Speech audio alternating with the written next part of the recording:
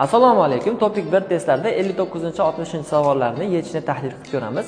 Qisqaroq, soddaroq qilishga harakat qilaman. 59-savolda mana bu gapni tekstni qaysidir qismidan yulib olingan va qaysi qismiga to'g'ri kelishini topishimiz kerak. Uning uchun mana shu gapni o'qib, asosiy demak fe'llardagiga chiza olaman. Men melchiroye tashikapman, uliga nukongoshi.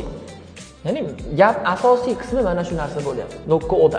Nima qilishim kerak? Mana shu gap kelgan bitta oldidan istashim kerak. Ya'ni mana buni oldida mana shu gap kelgan bo'lishligi kerak. Birinchi gapni istab ko'raman. Bormi? Yo'q ekan. Ikkinchi gapni istayman. Nokko oda bormi? Yo'q.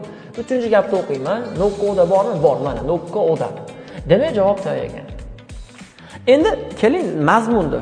Tekstni bir qator tekstni o'qib olasizlar sizlar va qayerda qaysi gap kelayotganini istab topasizlar. Tokki salji anta deyapti. Demak, tokki topasizlar. Tokki mana tokki. Mana moqta deyapti, yeydi deyapti. Demak, u yashaydi, to'g'rimi? Mana yashamaydi deyapti. Bu xato javob ekan.